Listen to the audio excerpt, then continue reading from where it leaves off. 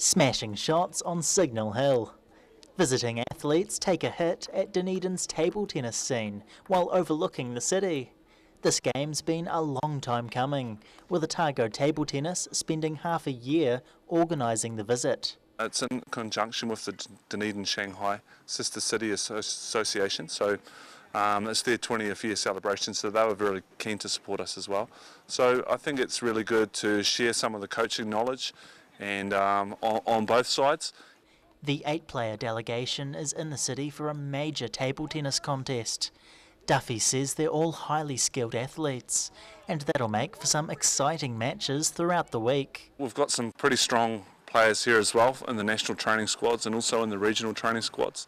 And when the Otago Open happens on Saturday, all of New Zealand's best male and female players will also arrive in town. So to be quite honest, I actually don't really know what's going to happen. A morning run to the top of the hill warmed up visitors and locals alike ahead of the hilltop practice session. Duffy says it's a great way to break the ice and kick off a table tennis training camp that'll run throughout the week. Over that time, we expect to exchange different techniques between the Chinese coaching staff and also our local and national training staff, and have some kind of competitions as well before the tournament so everyone's prepared. Duffy wants this exchange to become a yearly occurrence, and he's excited at the prospect of more international table tennis players competing locally, as well as what a bit of friendly sibling rivalry could mean for Dunedin's growing Chinese connections.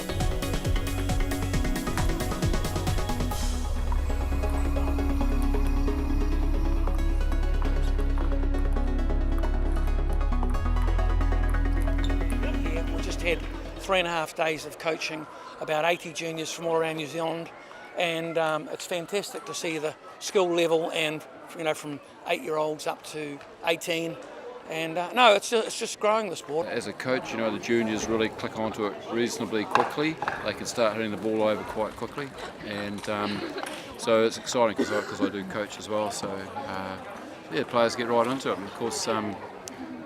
And here, there's about 80 juniors and a lot from Otago, and Southland and Canterbury and China. So it's been a huge event, and the kids love it. So it's a small sport, but it's a strong sport.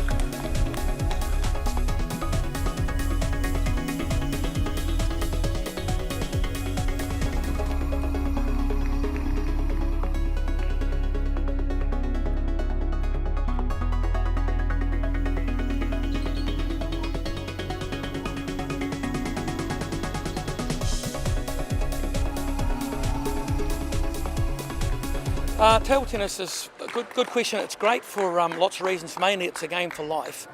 Very good for the mind, keeps you fit, and it's, from kids to people 80 and 90 can play right through. So yeah, we just think it's the best game out there.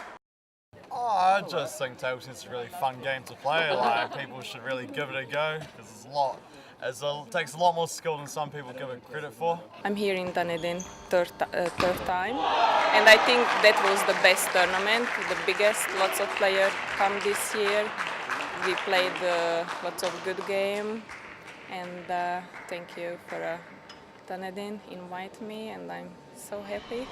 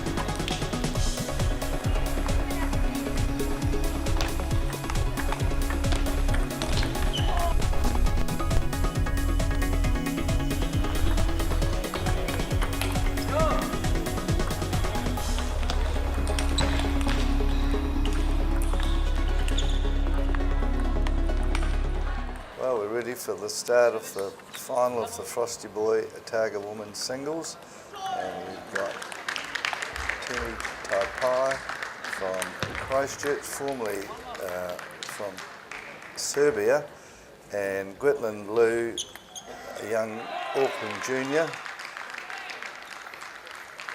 And they played each other before, and Gwetland struggles against the heavy chop and variation of the Canterbury player. So we'll see how she's going to go today.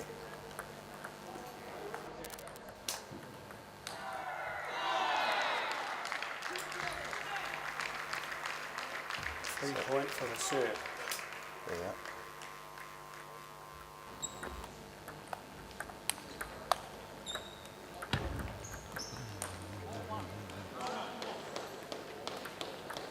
She seemed to be a bit close to the table there and stumbled backwards. On the other table there's a semi-final of the men's singles in action. That's Matt Ball collecting the ball. He's from Manawatu.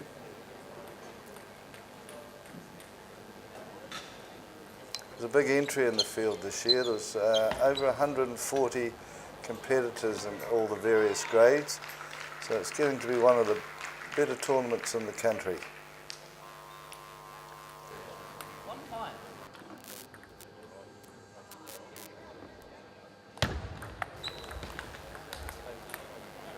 The young girl struggling with not reading the spin, quite often misses the ball quite consistently.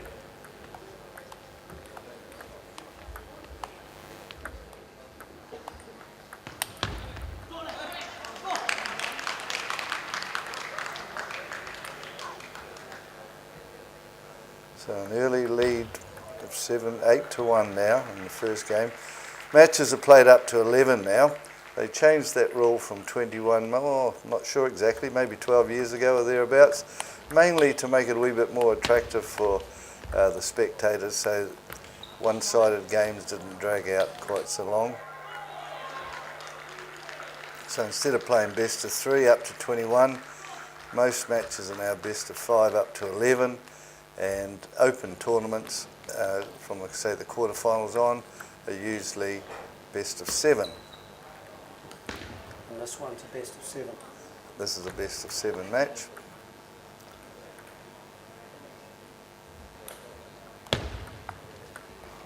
So that was taken out very easy, 11-1. It's an extremely one-sided match at the moment. I think the young girl here at this end is really struggling with reading the amount of spin that the other girl is putting on.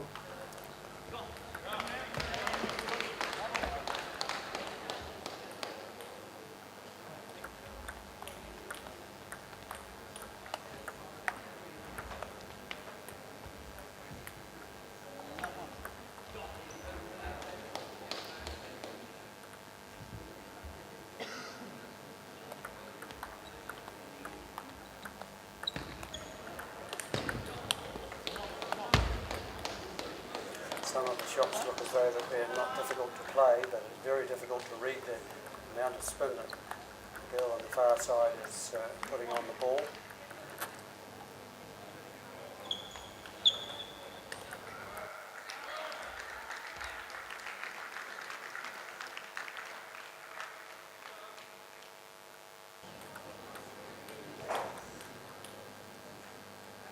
So Lou's game looks a wee bit limited, especially on the backhand side. She's either basically pushing most of the time, so I mean maybe that's just a lack of confidence from not being able to read the spin, that basically she's doing all the attacking from her forehand side.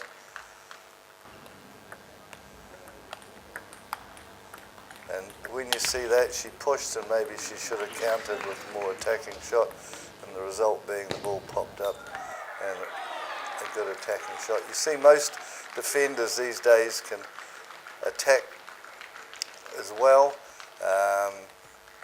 Timi most probably doesn't attack as much as some of the modern defensive players, but she still has good counter attack on both wings, especially the backhand side.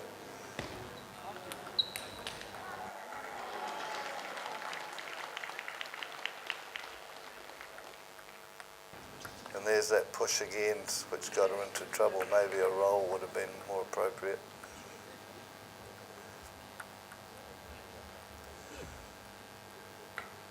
So this tournament we had a delegation over from Shanghai, a Shanghai club, and 8 players were over here, plus their group leaders and a coach, and that helped make the tournament very exciting. So they were a good standard as well. So whilst they haven't, whilst their women didn't reach the final, they were very competitive. Adds a great deal of colour to the tournament, and it always surprises us to see a club that can produce as many top players as what they seem to have.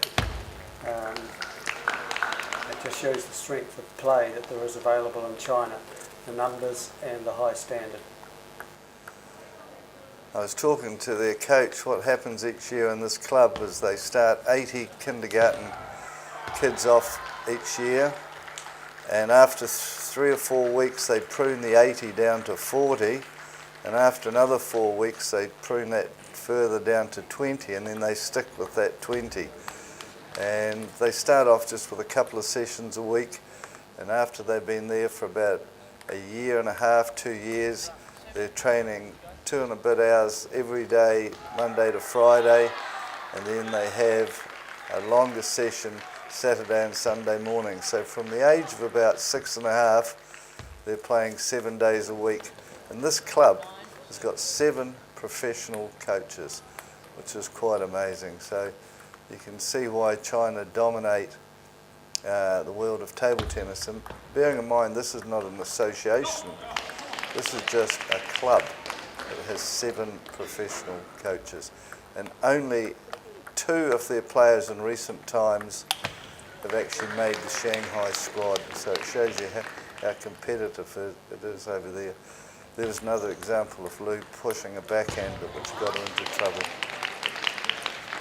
But she's been more competitive this game. She's got up to 7. Much closer game, but it's still dominated by a defensive player. And there's the backhand push again, which once again resulted in the ball popping up.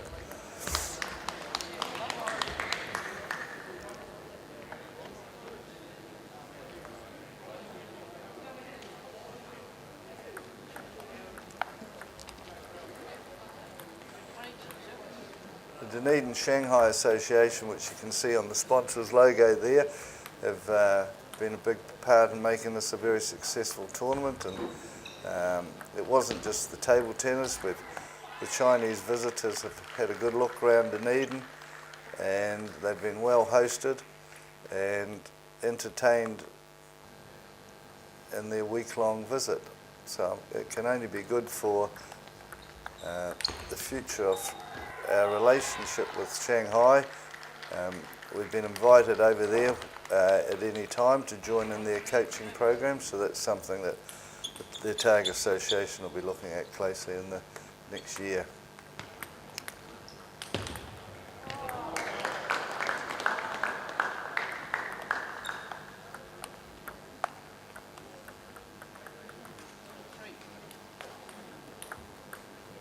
This is another game that's a wee bit closer, but the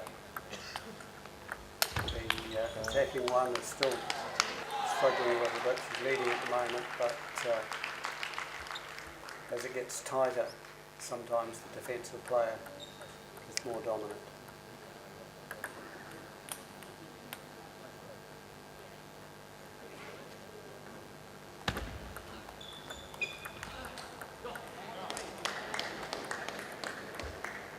Inclined to jump up a wee bit when she's doing her backhand pushes.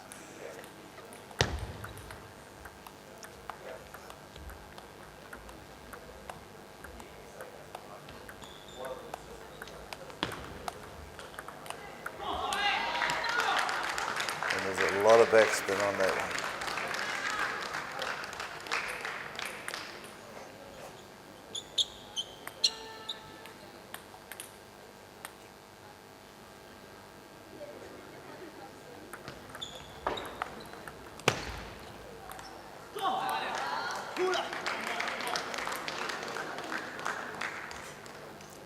Tapai's been a double New Zealand champion, and she's a very tough lady to beat.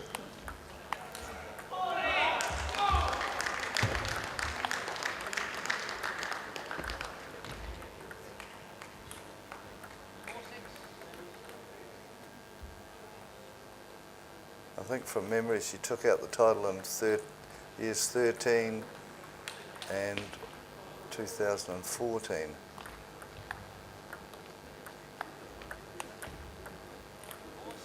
Big variation between the red rubber she has on the forehand and the black rubber that she has on the backhand.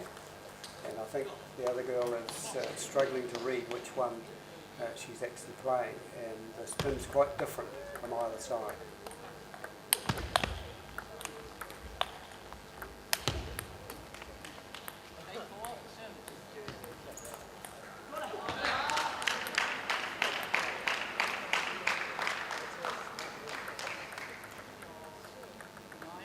We had an early small lead, the girl at the far end, and now really struggling. It's gone, game's gone right against her.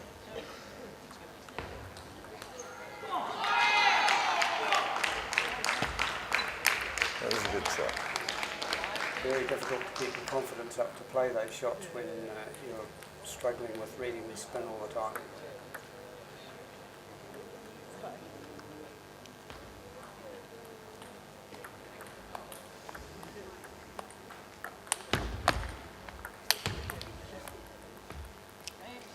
So that was a floater that she hit off the end. The floaters, when there's a little back, it's still with a back spin motion, but no wrist work involved, and the girl's also whacking a few of those floaters off the end. Lou's only, I think from memory, is only 16, so she's still a very promising player, and the Serbian has a lot of years' experience on her.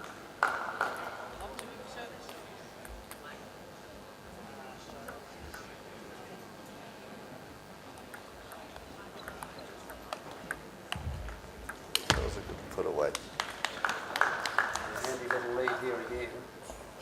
Holding on to that is going to be quite difficult because she's really struggling with reading the spin and keeping her confidence to be able to play the good shots.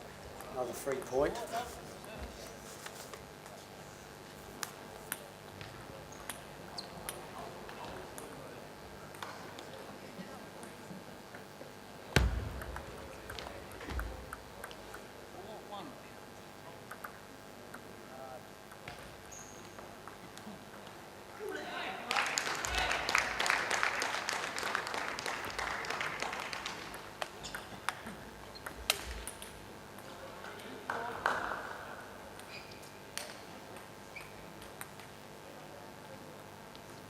careless one. Another one with no backspin on it, but it looked like it did, and she's whacked it off the end. The key to that is watching how much wrist work's put on the ball, especially on the forehand side.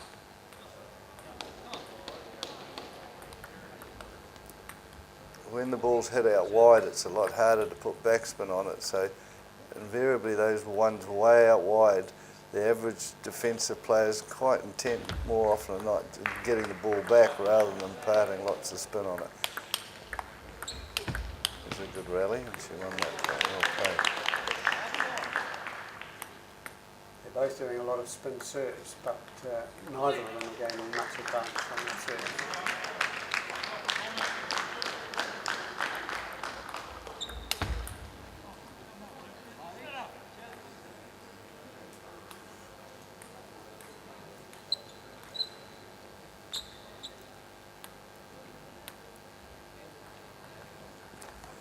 It becomes harder and harder for the attacking player at this stage, because to keep the confidence when you're way down like this, it's very difficult.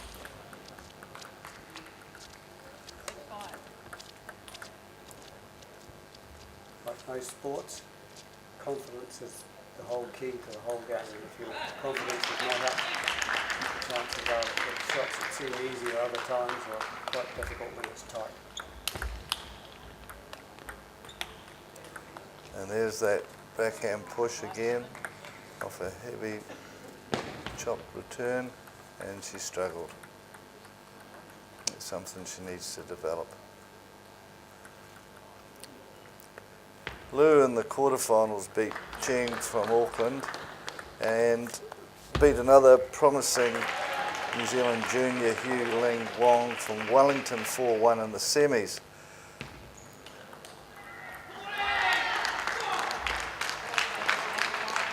Kapai beat Yin Li from China in the quarters and also beat Ying Gu from Shanghai 4-0 in the semi-finals on their way to playing one another in this match.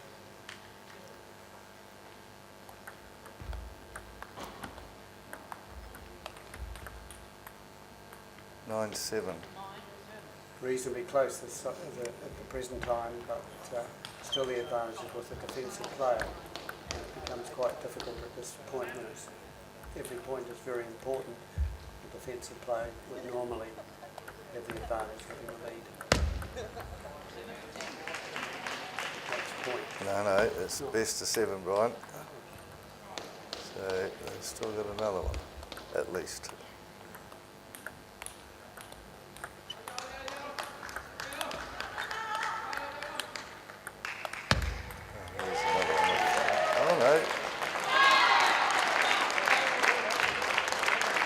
We've got the final of the Frosty Boy men's singles. So we've got Matt Ball from Manawatu on the left in the dark shirt, and the Shanghai player Zhang Liang. So Liang's a pen grip player, he's very fast. Matt Ball's having a good season, and he's really committing himself to improving his game this year. You'll see the way that the bat is held by the Chinese player, with his fingers around the handle.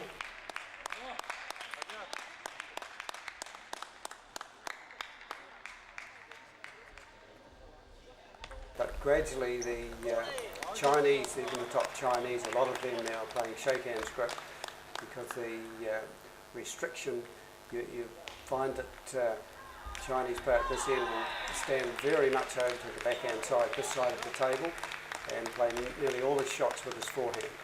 Whereas Matt will probably do a wee bit the same, but he will have more backhand play.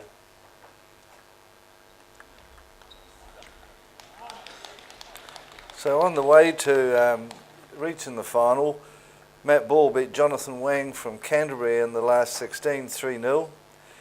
He then beat the highly talented Auckland junior Victor Ma 3-0 in the quarters, and in the semi he beat the Shanghai player Yang Lan Zhao 4-1. So he's done very well to reach the final here. And Zhang, on his way to the final, beat Nathan Yu, of course a former Otago junior who started playing here at a very young age and moved to Auckland in the last couple of years. He beat Nathan 3-1 in the last 16, and then he beat Ivo Mikulek from Christchurch. He's actually from the Czech Republic, but he's been in Christchurch for a couple of seasons. And he beat him comfortably in the quarterfinals. Zhang then went on to beat last year junior Victor Pollitt from Waitemata 4-1 in the semi-finals. So ball's got a wee break here. Well, that was a wild forehand. He called a let, did he? No, he didn't. Right.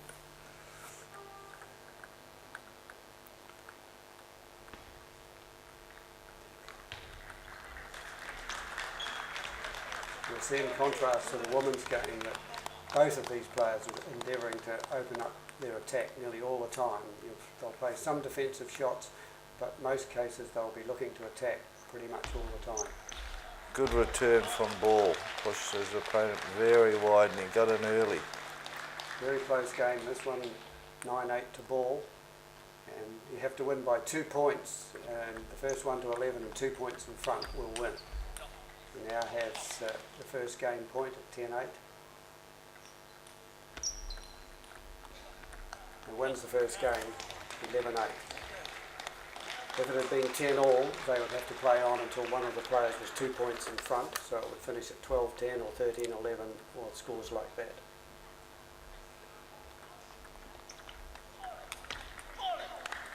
It was a very good counter drive. He played heavy loop there and Zhang counter drove it. Table tennis in the Otago area is actually on the way up at the moment. There's 3 main clubs operating in Dunedin. There's the 38 Mill Club, which operates out of Kaika Valley High School, the North East Valley Club, which operates out of the D&I Intermediate School, and the other main club is the Dunedin Metro Table Tennis Club, which operates now out of Bayfield High School. They were in the old Kelly gym up till recently.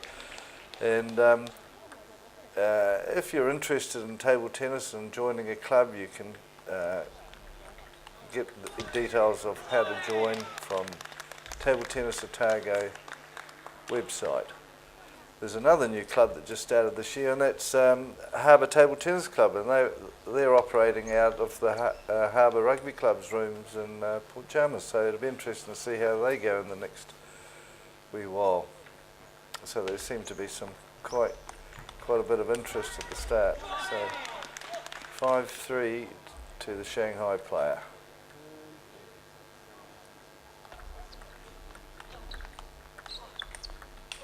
Good rally here.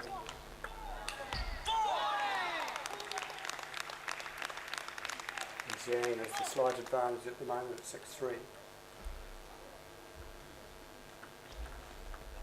Seems to be a big movement in table tennis for a lot of the older players to play now. There's a lot of veterans tournaments on, and recently we had the World Veterans held in Auckland. This was last year, and something like about 2,000 people participated in that. And there was one player from Australia that unfortunately never made it to this particular tournament, but she was playing when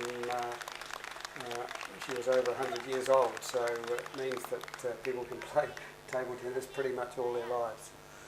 The reason she didn't make it, Brian, is that she actually died just before the tournament started. She would have been 103, so it wasn't a bad effort to even get her entry in.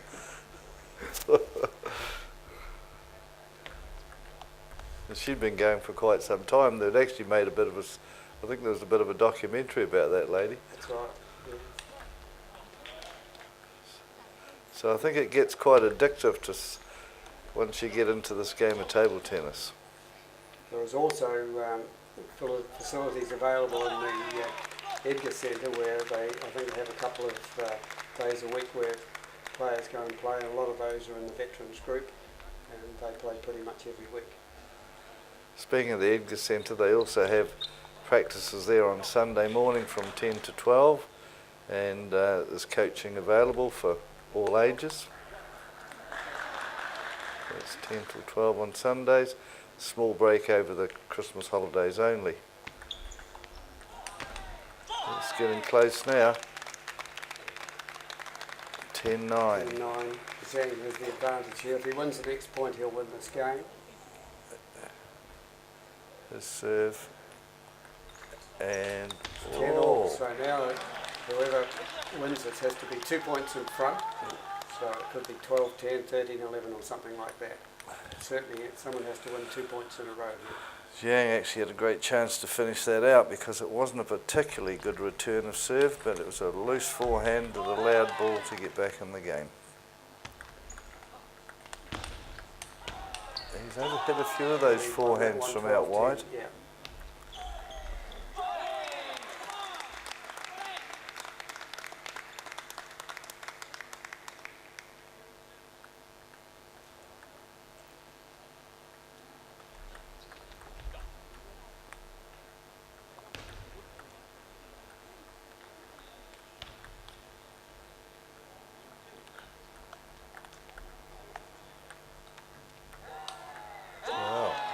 Spectacular backhand.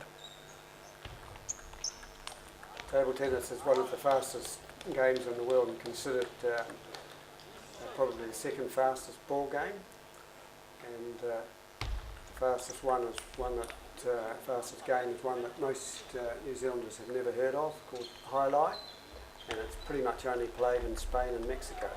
And it's a little bit like squash, only in a great big court.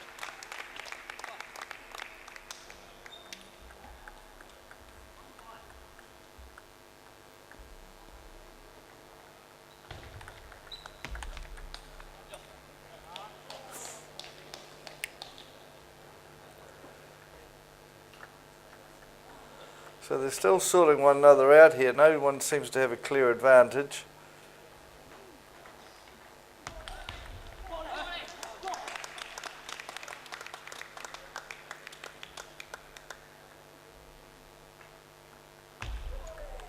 Two weak backhands. Easy points that when you're playing to 11 and lose a couple off a serve like that, they're very important points.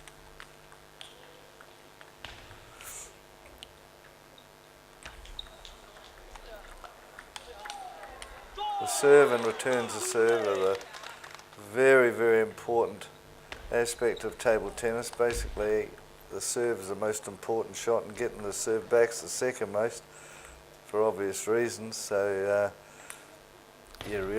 table tennis players need to put a lot of practice into those two areas of their game.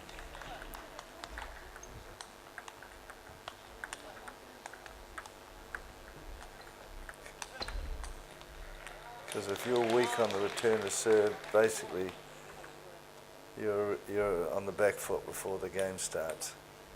You see with Zhang serving now, how far over on the table he is to the backhand side. 7-all. Even in receiving, he's standing right over, leaving most of his backhand side, his forehand side at least, open. Pen grippers all like playing forehands and no backhands.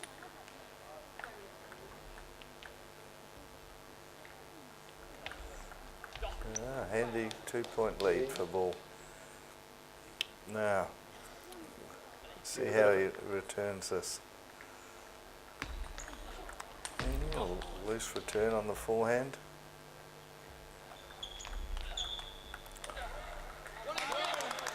Still game points.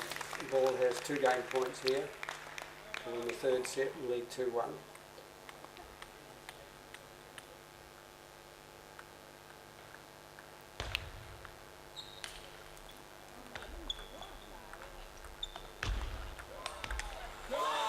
We've got one more game point. Very tight game this one. Crowd are enjoying this, you can hear in the background.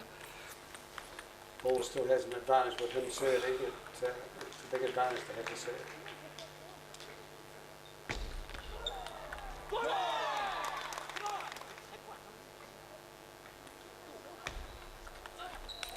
Great return.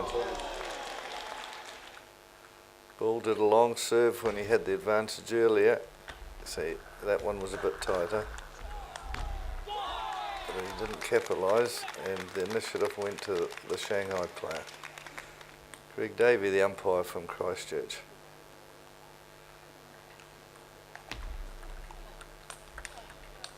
Ball looking good here. Well played. And another game point. This will be the third one that he's had now.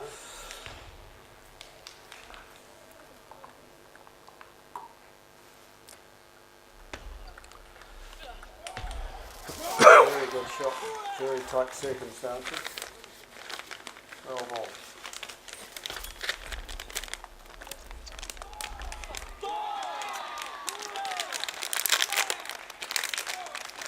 Now an advantage of game point to Zhang.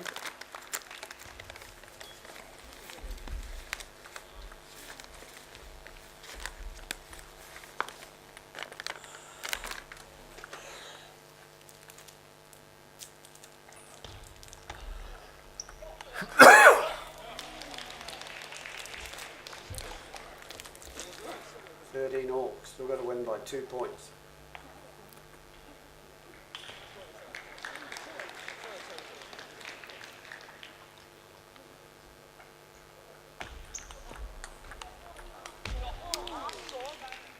Another game point to ball. Oh. And that was A bit lucky there. to get away with that, I think, because it should have been a fairly easy shot to put away for Zhang.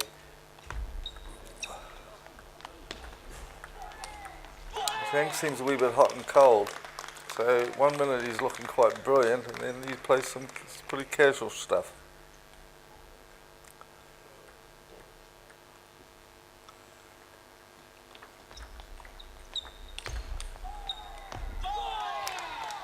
Lack of footwork there from Matt. Stayed a bit too close to the table.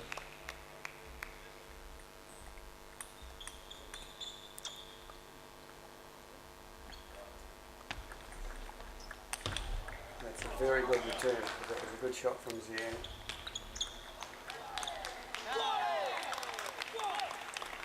Both these players looking to attack all the time and finish the rally as quickly as they can.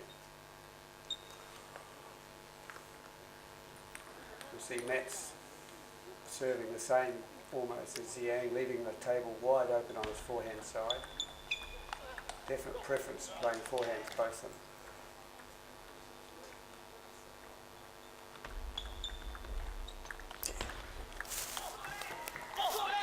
Good shot.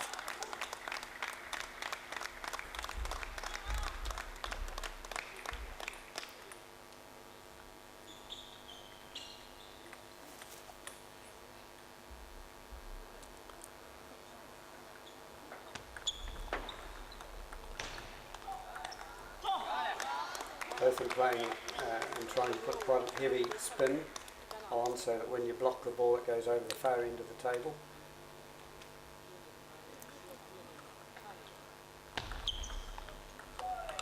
He's starting to play more backhands now, Zhang, and he's getting them on too.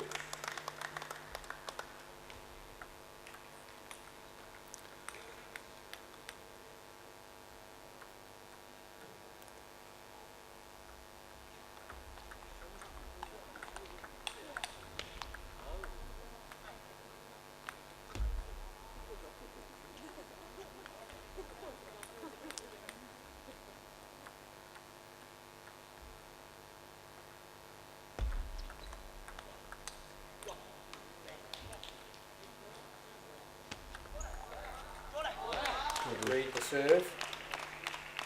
Thought there was more spin on it than what there really was, and it's very easy to push them too far over the end of the table.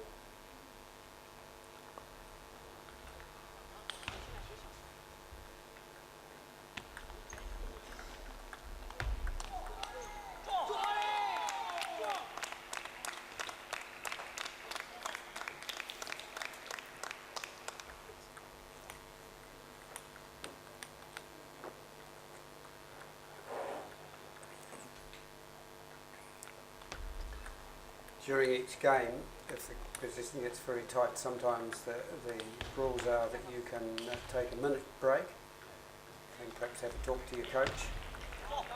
These players at the present time are not, neither of them have used a break, so possible that they may at some stage.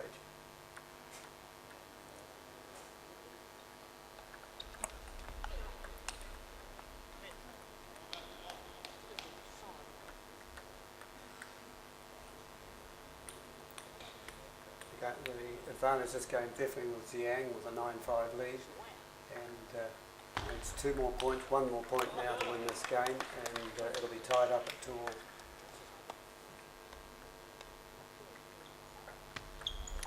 That was an easy 2 all. It was too easy at the end.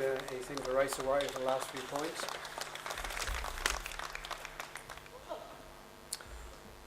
Once again, this is a first to win 4 games to win the match.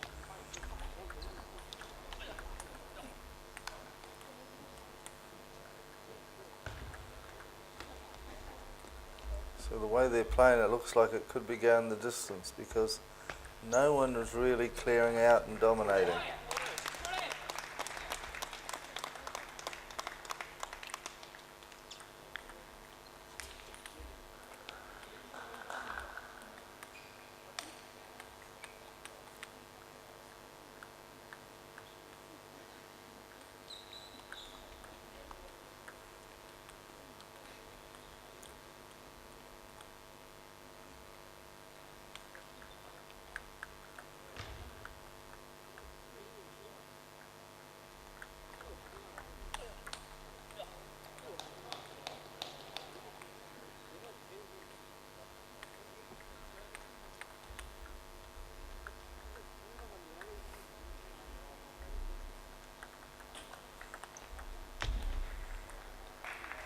Shanghai players, while they've been here, have done quite a bit of sightseeing around Dunedin. They've been down to the albatrosses and various things around Dunedin. So they've had a pretty good time while they've been here. I'm sure that they've enjoyed their stay.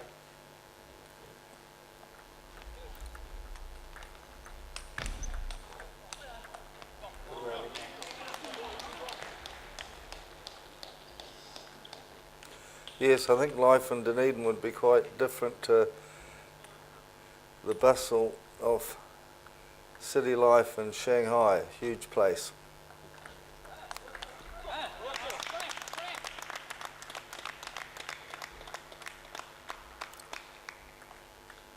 So the Chinese community in Dunedin has been right behind this visit by the visiting Shanghai players, which has been great.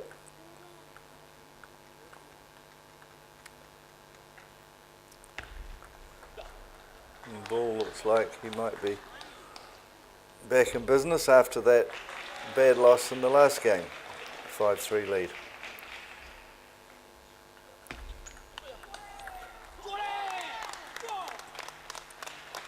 Well, he didn't move quite into position after the first opening loop, and it came back a bit quick for him.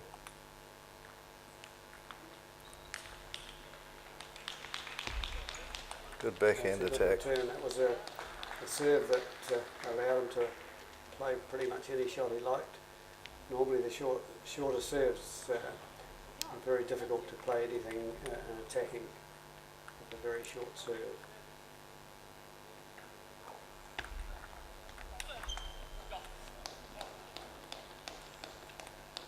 There seems to be more of a trend now amongst the top players now to do a bigger percentage of long serves than they used to. I think, a while back, most probably 80% of serves were short and tight with varying degrees of backspin or topspin and side spin, but now they seem to be most probably nearly half and half of longer spinny serves as well as the tight ones. That's a good put away.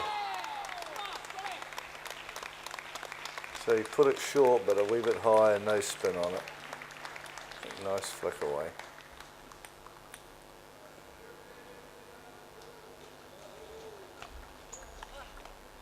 So the net made that point quite difficult at this end.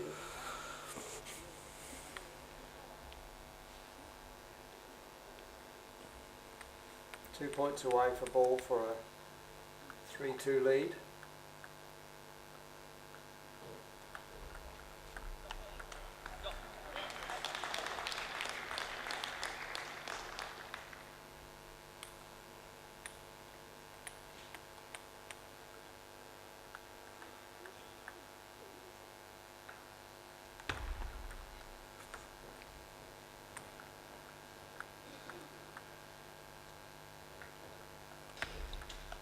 So it's important when you serve that that you've actually planned how you're going to win the point. So not just serve and then try and figure out what's going to happen. So you might have to have a plan A and B, or depending on what comes back, but you've got to have an idea what you're going to be ready to do next.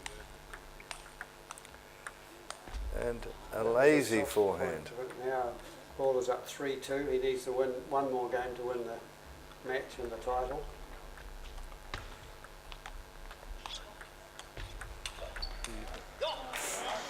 Good rally.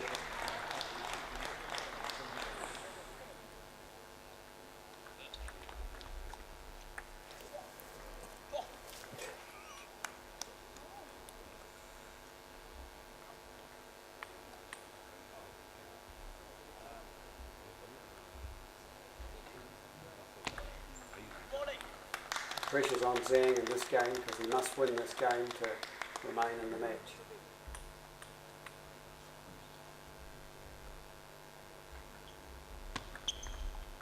Let's serve the same as tennis. If it hits the top of the net and goes over, then you replay the point again.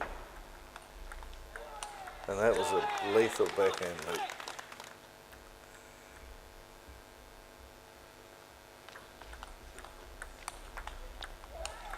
Playing a lot more backhands now, and he's getting a very high percentage in.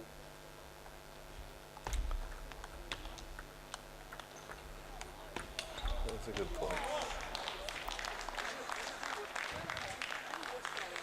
So I think there might have been more people staying to watch this final, but of course the weather has deteriorated real bad outside, and a lot of people have headed for home to make sure they make it, with very heavy snow forecast for Dunedin.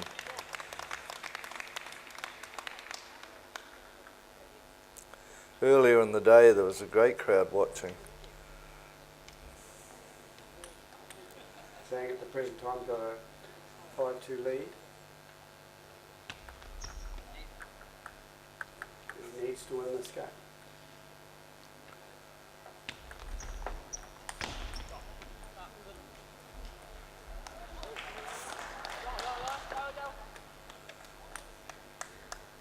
Important 2 serves here.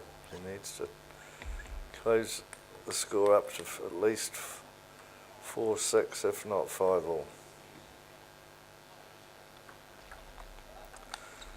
And he got pushed into his body, and he was just a bit slow in playing that forehand.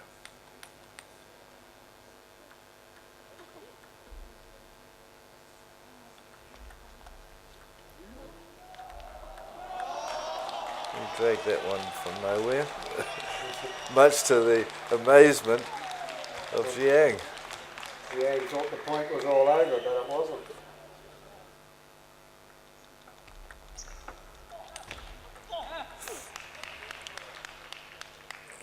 At times the ball just isn't quite moving. So he's doing one shot and then not getting ready to play the next. He's got to position himself for the next point. The important serve there, of winning the point directly off the serve, gives him quite a substantial lead at this point, and so Jiang will tie the game up at 3-all.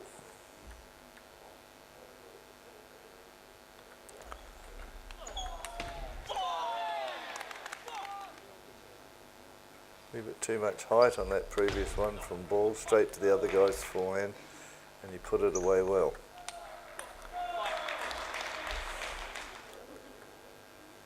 Huge point in this one. Missed return of serve. Game point to Jiang to bring it to 3 games all, and there'll be a final set. Whoever wins the final set wins the title.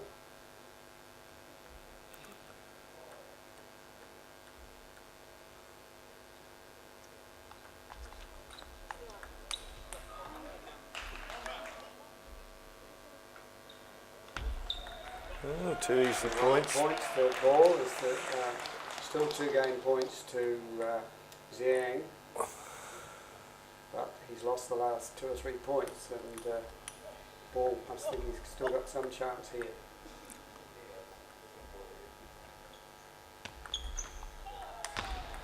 And that's the game, so now 3-all into the final set. Whoever wins this set takes the title.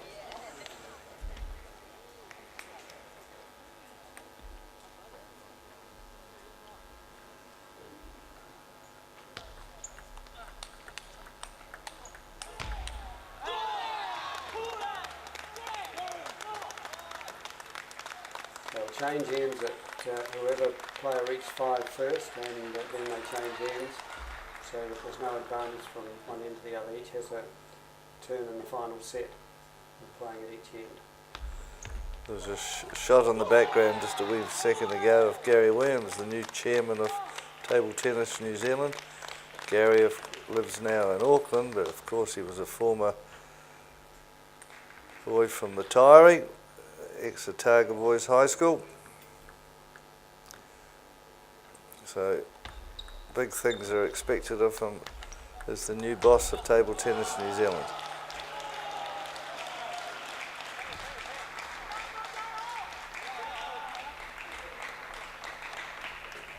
One, two.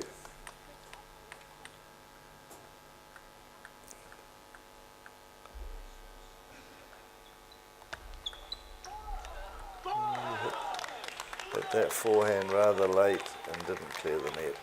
3-1.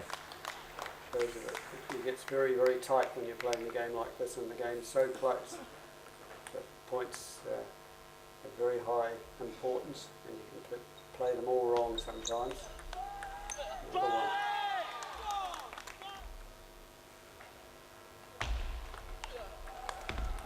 He's a big fella ball, and at times he just lacks the fast feet. Getting himself back into this game again, though he's behind a little for a while. They change ends at 5 in the deciding game. So it's 5-3 to Xiang.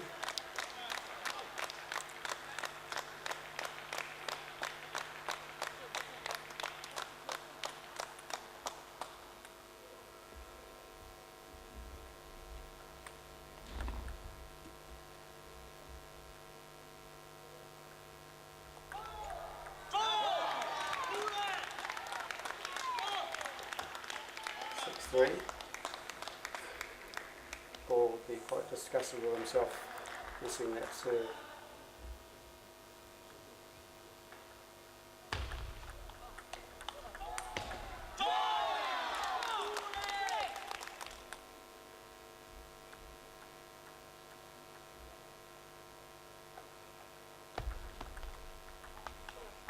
When serving, you have to throw the ball up at least 15 centimetres and then hit it on the way down. Players take great care on ensuring that because umpires are very strict on that.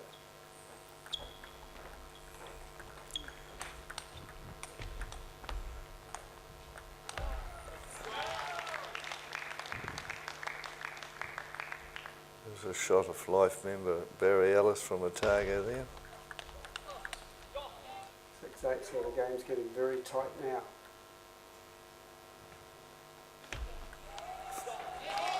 Good serve, leant back on that return and hit it in the net.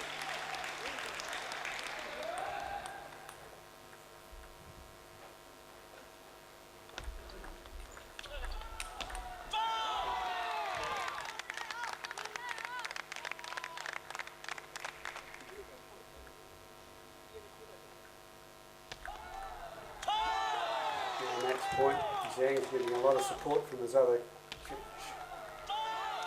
over. That's his support from the Shanghai players that came over with him. Very tight game. Shanghai coach. So a good conclusion to the Frosty Boy Otago Open for 2015. It's been a huge success, so I think everyone's had a great time. The standard of play is very high, and there's been a few upsets along the way, so it's made for an interesting tournament so far. Okay, thank you very much for helping us get through this tournament in a fairly good time frame. We were expecting to be at 6 o'clock with just having the open events at semi-final stage, which is exactly what we did. As always, and to be congratulated, the good players came through with the singles, the doubles and the mix. And of course, they all take time from there.